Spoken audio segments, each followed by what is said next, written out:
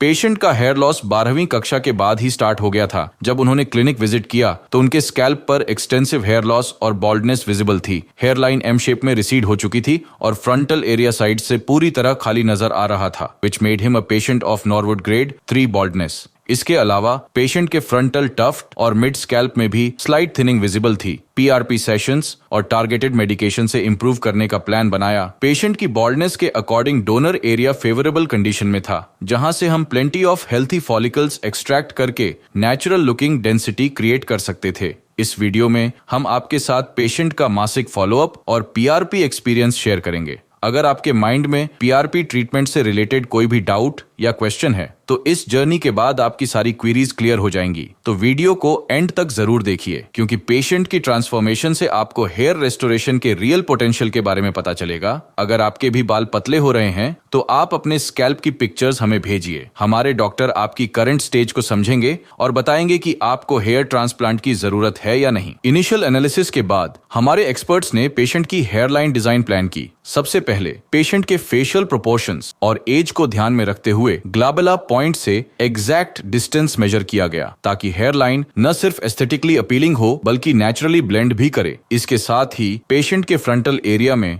जो remaining baldness थी उसको भी प्रिसाइज मार्किंग्स के साथ आउटलाइन किया गया। मार्किंग्स बनाते टाइम हमारे एक्सपर्ट्स ने फ्यूचर हेयर लॉस पैटर्न्स को भी कंसिडर किया। ये आउटलाइन सिर्फ एक स्केच नहीं होती, बल्कि सर्जरी के दौरान एक एक्यूरेट रोड मैप का काम करता है, जिससे ग्राफ्ट्स परफेक्टली इम्प्लांट होते हैं। हेयर लाइन डिजाइन फाइनलाइज करने के बाद पेशेंट की सर्जरी स्टार्ट हुई, जिसमें हमारे एक्सपर्ट्स ने सबसे पहले माइक्रोस्कोपिक प्रिसीजन के साथ रेसिपिएंट एरिया में स्लिट्स क्रिएट करी, जिनका एंगल और डायरेक्शन पेशेंट के नेचुरल हेयर ग्रोथ पैटर्न के अकॉर्डिंग एडजस्ट किया गया। हेयर लाइन जोन में इरेगुलर पैटर्न में क्लोजली स्लिट्स को क्रिएट किया गया था, जिससे पेशेंट को नेचुरल लुक मिलेगा। स्लिट क्रिएशन के बाद एक्सट्रैक्शन और इम्प्लांटेशन फेज शुरू हुआ। एक्सट्रैक्शन में पेशेंट के सेफ डोनर जोन से हेल्थी फॉलिकल्स लिए गए, जहां हेयर जेनेटिकली परमानेंट होते हैं। हेयरलाइन जोन में सिंगल और थिन हेयर फॉलिकल्स इम्प्लांट किए गए थे for a soft feathered look, जबकि फ्रंटल एरिया में डेंसिटी एनहांस करने के लिए डबल और ट्रिपल हेयर फॉलिकल्स इम्प्लांट किए गए थे। पेशेंट के लुक को ट्रांसफॉर्म करने के लिए रेसिपिएंट एरिया में टोटल 2800 ग्राफ्ट्स इम्प्लांट किए गए। अगर आप भी हमारे पेशेंट की तरह अपने लुक्स को बदलना चाहते हैं तो आज ही हमारे एक्सपर्ट्स के साथ कंसल्टेशन बुक करें।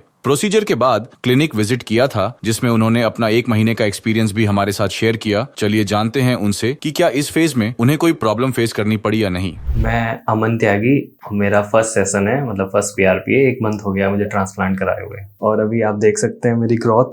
मेरे को 2800 ग्राफ्ट लगे हैं, लेकिन अभी तक सेडिंग फेज का लगभग 60% सेडिंग फेज हो गया है, और 3 मंथ तक होता है डॉक्टर ने जो बताया है। और मैं वैसे इससे सेटिस्फाइड हूँ, क्योंकि अभी तक इतना सेटिंग फेस हो गया, और अभी पता नहीं है, पूरा रिजल्ट आएगा तभी कुछ कह सकते हैं कि हाँ क्या हुआ, कैसे हो रहा है, क्या नहीं हो रहा है। लेकिन अभी ठीक है, जैसा भी है उसके बाद पता चलेगा। लोग कहते हैं कि ट्रांसप्लांट कराना, मतलब मेरे को तो बिल्कुल भी नॉर्मल, मतलब ऐसा लगा ही नहीं कि मैंने कोई भी बीमारी, मतलब जैसे कुछ लगता है ना, जैसे नॉर्मली किसी को बुखार भी आ जाता है तो भी लोग सैड हो जाते हैं, थोड़ा डल हो जाते हैं, लेकिन ट्रांसप्लांट कराने के बाद मतलब 1% भी ऐसा नहीं लगा कि हाँ आपको कुछ हुआ है या फिर आपने कुछ कराया है, सर्जरी कराई है। मतलब नॉर्मल, बिल्कुल कोई फ़र्क नहीं पड़ा। क्यूएसटी ने मुझे पूरा सपोर्ट दिया है। डॉक्टर्स ने हर एक दिन मैंने फ़ोटो भेजे हैं, मैम की कॉल भी आई है, उन्होंने मेरे से पूछा भी है कि कैसा लग रहा है, कुछ प्रॉब्लम तो नहीं है, कुछ दिक्कत तो नहीं है। लेकिन मेरे को 1 मंथ मेरे को हो गया है, 1 भी दिन मेरे को कोई प्रॉब्लम नहीं आई है, और मैं फर्स्ट पीआरपी के लिए आया हूँ। मैं ट्रांसप्लांट के लिए ट्राई कर रहा था दिल्ली में भी, और फिर मेरा दोस्त है, उन्होंने टर्की में भी ट्राई किया था, तो उनका भी रिज़ल्ट अच्छा नहीं आया। गुड़गांव में मेरे दोस्त हैं, उन्होंने भी ट्रांसप्लांट कराया था 1-2 ने, तो उनका भी रिज़ल्ट अच्छा नहीं आया। लेकिन यहाँ पे मैंने पहले दोस्त ने 1-2 ने करा रखा है 2-3 साल पहले, तो उनका रिज़ल्ट बहुत अच्छा था। फिर मैं लगातार इनके टच में था और बार बार डॉक्टर से भी बात करता था कि हाँ 2-3 साल से कि मेरे को कराना था ट्रांसप्लांट, लेकिन पहले आया था मैं, तो इन्होंने ये कह दिया था कि अभी आपको इतनी नीड नहीं है ट्रांसप्लांट की 2-3 साल पहले। लेकिन अब मैं आया, मैंने बोला कि मुझे चाहिए ट्रांसप्लांट, क्योंकि मुझे मेरे हेयर लाइन पीछे चली गई थी, उसको ठीक करने के लिए, और अभी तक तो मुझे अच्छा ही लग रहा है। मैंने दिल्ली में मैं गया था, एक डॉक्टर से मिलने, वो ट्रांसप्लांट ही करते हैं। उन्होंने मेरे को दवाई वगैरह बताई थी कि आप दवाई ले लीजिए, उससे आपका जो आपके बाल टूट रहे हैं, झड़ रहे हैं, वो रुक जाएंगे। और उन्होंने बोला था मेरे से कि ट्रांसप्लांट भी कर देंगे आप चाहेंगे तो। लेकिन मेरे को वहाँ पे भरोसा ही नहीं था और मैंने उनकी दवाई भी खाई थी। तो जितने दिन मैंने दवाई खाई उतना मेरा लगभग बाल नहीं टूटे, लेकिन फिर मतलब टूटने लगे। तो वो उन पे ट्रस्ट नहीं था, तो फिर यहाँ पे आना पड़ा। यहाँ पे आके मैंने अभी ट्रांसप्लांट कराया है। 1 मंथ हो चुका है मेरे ट्रांसप्लांट को। ट्रांसप्लांट कराना नॉर्मली थोड़ा कॉस्टली है नॉर्मल चीज़ों से, दवाई वगैरह से। लेकिन आप ये सोचिए कि आपका ट्रांसप्लांट हो रहा है और आपका जो फेस पे मतलब जहाँ पे आपको बाल नहीं है, लेकिन आप जहाँ चाहते हैं कि बाल वापस आए, तो आपको वो वापस मिल रहा है, बाल वापस मिल रहे हैं। आपको ट्रांसप्लांट कराने के बाद सेटिस्फाइड मिल रहे हैं, रिजल्ट अच्छा आ रहा है। तो आप ट्रांसप्लांट कराना इतना भी कॉस्टली नहीं है, क्योंकि आप मतलब दवाई खा रहे हैं लेकिन वहाँ पे बाल नहीं आ सकते जहाँ पे आप बाल लाना चाह रहे हैं। पहले मैं नॉर्मली कैप लगा के रखता था, और अब मतलब मैं नॉर्मली कैप लगा के रखता था। हेजिटेशन होती थी लोगों के सामने जाने के बाद, लेकिन लोग, मैं देखता हूँ कि मतलब मेरे मन में थॉट आ रहे थे कि आप अगर ट्रांसप्लांट कराएंगे, हेयर लाइन ठीक हो जाएगी, तो आप लोगों के सामने कॉन्फिडेंटली आप बात कर सकते हैं। नॉर्मली मैं बिजनेस करता हूँ, तो अब मुझे किसी के पास मीटिंग करने जाता था तो पहले मैं बहुत ज़्यादा हेजिटेट होता था। लेकिन अब अगर ट्रांसप्लांट के बाद मेरा नॉर्मल फेस हो जाएगा और नॉर्मली मेरे हेयर भी अच्छे हो जाएंगे, तो अब मैं कॉन्फिडेंटली लोगों से बात कर सकता हूँ और कॉन्फिडेंटली मैं क्रैक कर सकता हूँ अपनी डील्स।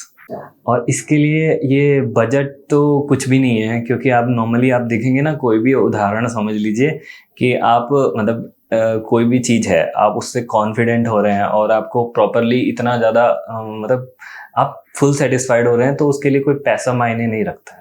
मैं अपने रिजल्ट के लिए बहुत ज़्यादा क्यूरियस हूँ कि मेरा रिजल्ट बहुत अच्छा हो। तो मैं मिलता हूँ आपसे नेक्स्ट वीडियो में, देखते हैं, तब तक all the best. 1 month follow up में पेशेंट के स्कैल्प पर 90% शेडिंग विजिबल थी, जो कि कंप्लीटली नॉर्मल है। इस विजिट पर पेशेंट ने अपनी पहली पीआरपी थेरेपी भी ली थी, जो स्कैल्प को न्यूरिश करके फॉलिकल्स को एसेंशियल न्यूट्रिएंट्स प्रोवाइड करती है, जिससे ग्रोथ एक्सेलरेट होती है। डोनर एरिया भी इस टाइम तक कंप्लीटली हील हो चुका था और कोई मेजर रेडनेस या स्कारिंग विजिबल नहीं थी। ओवरऑल 1 मंथ फॉलोअप पर पेशेंट की रिकवरी स्मूथ थी और पीआरपी के बाद उनका स्कैल्प हेल्थी, रिजुविनेटेड और अगली ग्रोथ फेज के लिए रेडी लग रहा था। इसके बाद पेशेंट ने 4 महीने पूरे होने पर सेकंड फॉलोअप के लिए क्लिनिक विजिट किया था और अपना एक्सपीरियंस भी हमारे साथ शेयर किया था। तो चलिए जानते हैं उनके 4 महीने के एक्सपीरियंस के बारे में। हेलो, मेरा नाम अमन त्यागी है और मेरी एज 28 है और मेरा 4th मंथ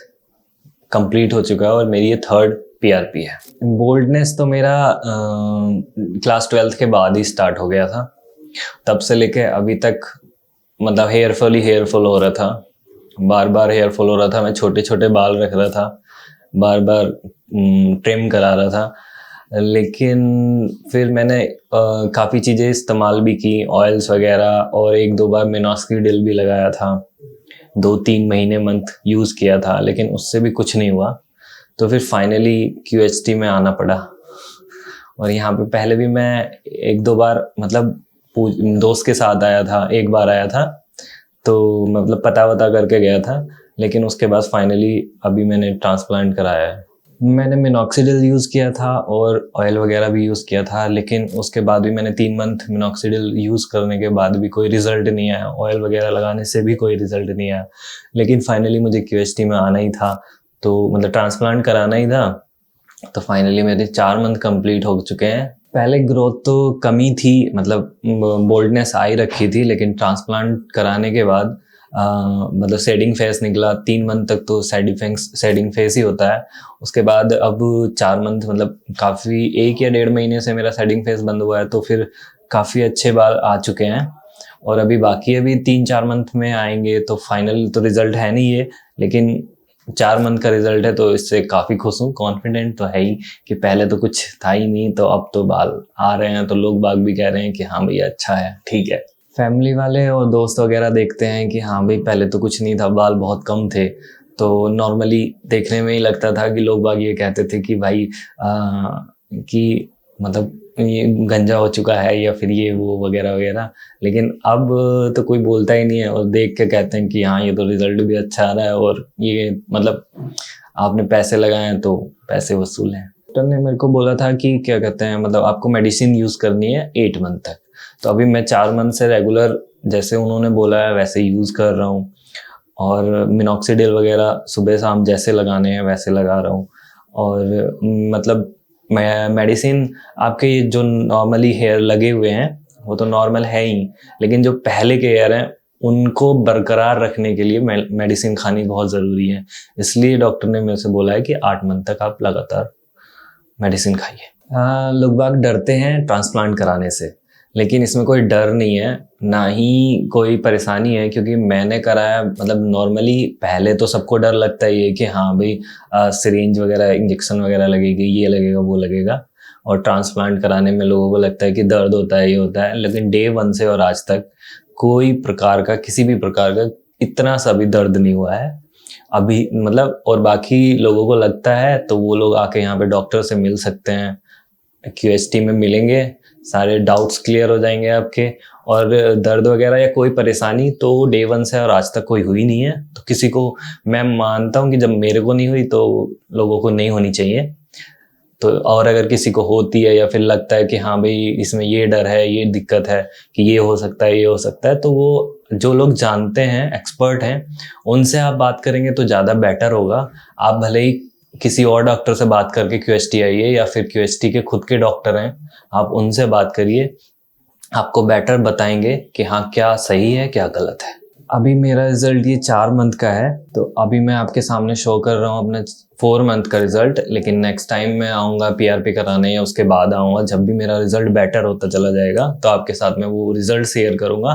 तब तक आप QST पर वीडियो देखते रहिए। मेरा नाम अमन है और मेरे ट्रांसप्लांट को 11 मंथ पूरे हो गए हैं और मैं अब 6 PRP के लिए आया हूँ QST क्लिनिक। 11 मंथ पहले मैं यहाँ QST आया था, तो मैंने डॉक्टर से कंसल्ट किया, उन्होंने बताया मेरा हेयर लाइन जो है वो पीछे जा चुकी थी, अभी तो काफ़ी रिकवर है पूरी की। और क्या कहते हैं उसके बाद मेरा ट्रांसप्लांट कराया था, उससे पहले मैंने नोएडा में 1-2 PRP ली थी, तो उनसे कोई फ़र्क नहीं पड़ा, मेडिसिन्स भी ली थी।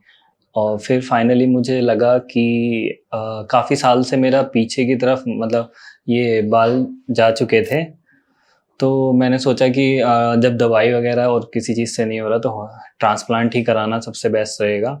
तो फिर मैं यहाँ पे आया था 11 मंथ पहले QST, और यहाँ पे मैंने ट्रांसप्लांट कराया, बात की, उन्होंने सब ने डॉक्टर ने देखा, बताया कि इतने 2800 क्राफ्ट के करीब मेरे क्राफ्ट लगे थे। तो उन्होंने बताया कि इतने क्राफ्ट लगेंगे आपके और ये प्रोसीजर है। डॉक्टर से मिला और फिर सारी चीज़ें हुई। फिर 17 अगस्त को मैं आया था, तब मैंने यहाँ पे आके ट्रांसप्लांट कराया करीब 11 मंथ पहले। मैंने ट्रांसप्लांट कराया था तो उसमें मेरे बाल वापस आने में थोड़ा टाइम तो लगा। अभी 11 मंथ हो चुके हैं तो रिज़ल्ट काफ़ी अच्छा है। उससे पहले मैंने मतलब ट्रांसप्लांट कराने से पहले लोग मतलब मेरे अंदर कॉन्फिडेंस भी नहीं था और लोग भी देख के कहते थे कि मतलब मैं बाल बहुत छोटे रखने लगा क्योंकि बाल बार बार टूटते थे और हेयर लाइन पीछे चली गई थी। और अब उसके बाद इतना अच्छा रिज़ल्ट आया है तो अब घर वाले भी बोलते हैं कि ठीक है, और दोस्त वगैरह भी बोलते हैं कि ये तो बहुत सही हो गया कि बाल अच्छे से आ गए हैं वापस। लोगों को लगता ही नहीं था कि हाँ बाल भी वापस आ सकते हैं। तो अब कॉन्फिडेंस, अब बालों की तरफ इतना ज़्यादा ध्यान नहीं देना पड़ता। पहले बहुत ज़्यादा टेंशन होती थी कि हाँ पीछे जा गए हैं, ये है वो है। अब तो ज़्यादा ध्यान देने की ज़रूरत ही नहीं है क्योंकि बाल पूरे आ गए हैं। फर्स्ट टाइम जब मैंने अपनी मतलब शेडिंग फेस हो रहा था तो मन में थोड़ा लगता ही है कि हाँ अच्छे से बाल आ गए थे और फिर से सेड हो रहे हैं। तो जब बाल गिर रहे थे तो डॉक्टर से भी फ़ोन करके पूछा था कि ये क्या हो रहा है, तो उन्होंने बताया कि कोई दिक्कत नहीं है, ये आते ही आते हैं, ये जो आपके अंदर वो किए गए हैं बाल इंजेक्ट वो सारे निकलते हैं। तो ये शेडिंग फेस रहता ही है। उसके बाद प्रॉपर जब मेरी हेयर लाइन बनी और फिर से दोबारा अच्छे से बाल आए तो बहुत अच्छा लगा। पहले ट्रांसप्लांट से पहले कटिंग कोई भी कर दो कोई फ़र्क नहीं पड़ता था क्योंकि हेयर लाइन पीछे जा चुकी थी। और अभी ट्रांसप्लांट के बाद कैसे भी कटिंग करा सकते हो, कैसा भी डिज़ाइन बना सकते हो, कुछ भी करा सकते हो आप। तो उसकी तो फीलिंग ही अलग है कि हाँ बहुत अच्छे से कुछ भी कोई सी भी हेयर कटिंग करा सकते हो। ट्रांसप्लांट से पहले पहले लोगों ने बोला भी था कि आपके निडल्स इंजेक्ट करेंगे और ये होगा वो होगा, परेशानी भी होती है, बाद में दिक्कत आती है, अभी नहीं कुछ साल बाद आएगी, ये आएगी वो आएगी। लेकिन ट्रांसप्लांट कराने वाले दिन से और आज तक मुझे तो कोई प्रॉब्लम नहीं है किसी भी तरह की। और अच्छे क्लिनिक से अगर आप ट्रांसप्लांट कराते हैं तो फिर दिक्कत आने की कोई बात ही नहीं है। और QHTA से कराइए, और क्या। लोग कंपेयर कर सकते हैं कि ट्रांसप्लांट कराने से पहले कैसा लुक है और ट्रांसप्लांट कराने के बाद। अब 11 मंथ हो गए हैं, 11 मंथ पहले की पिक्चर देखेंगे आप और अब की पिक्चर देखेंगे तो बहुत फ़र्क दिखाई देगा। और बिल्कुल कंपेयर कर सकते हैं कि उसमें और इसमें धरती आसमान का फ़र्क है। पहले हेयर लाइन पीछे जा चुकी थी तो बड़े बाल रखने पड़ते थे और बड़े बाल रख के कॉम्ब करके उनको थोड़ा आगे की तरफ ढकना पड़ता था और काफ़ी टाइम मैं कैप ही लगा के रखता था। तो अब तो कोई दिक्कत ही नहीं है, अब एक बार कॉम्ब करो और पूरे दिन वैसे के वैसे ही। मेरी 6 PRP है, तो मैं आज आया हूँ PRP कराने। तो सबसे पहले मेरा ब्लड सैंपल लिया गया है और फिर मुझसे बोला गया था उसको रेडी करने के लिए कि 5-10 मिनट लगेंगे, तो 10-15 मिनट का वेट किया। उसके बाद मेरा PRP हुआ। तो PRP होने के में कोई दिक्कत नहीं है, ना पेन, हल्का बहुत छोटा मोटा पेन होता है, उसमें कोई दिक्कत नहीं है, लेकिन इतना नहीं होता है, वो 10 मिनट बाद नॉर्मल हो जाता है, फिर कोई दिक्कत नहीं है। और PRP करानी बहुत ज़्यादा ज़रूरी है क्योंकि हेयर की ग्रोथ और स्ट्रेंथ PRP से ही मिलती है और दवाई खाने से, तो इसलिए PRP तो सबसे ज़्यादा मस्ट है। लोग बोलते हैं कि ट्रांसप्लांट कराने से प्रॉब्लम हो जाती है, तो मेरे को 11 मंथ हो चुके हैं, अभी तक मुझे कोई प्रॉब्लम नहीं हुई डे 1 से और आज तक। और अगर फिर भी लगता है कि लोगों को कि हमें प्रॉब्लम होगी या किसी को प्रॉब्लम होगी, तो वो आके QST में डॉक्टर से आके मिल सकता है, कंसल्ट कर सकता है। उसके बाद जो डॉक्टर रिकमेंड करेंगे उसके हिसाब से आप ट्रीटमेंट लीजिए या फिर ट्रांसप्लांट करवाइए। ऑलमोस्ट मेरा 11 मंथ हो गए हैं, तो रिज़ल्ट तो आ ही चुका है। तो और अगर थोड़ा बहुत ग्रोथ होंगे या फिर उसका और रिज़ल्ट आना 5-10% बाकी होगा, तो मैं नेक्स्ट टाइम आऊँगा और आपसे फिर मिलता हूँ। हेलो फ्रेंड्स, अगर आपने अभी तक हमारे चैनल को सब्सक्राइब नहीं किया है तो प्लीज़ इस वीडियो को लाइक कीजिए, शेयर कीजिए और हमारे चैनल को सब्सक्राइब कीजिए। और ध्यान रहे बेल आइकन दबाना ना भूलें, जिससे हमारे हर वीडियो का अपडेट आपको समय समय पर मिलता रहेगा।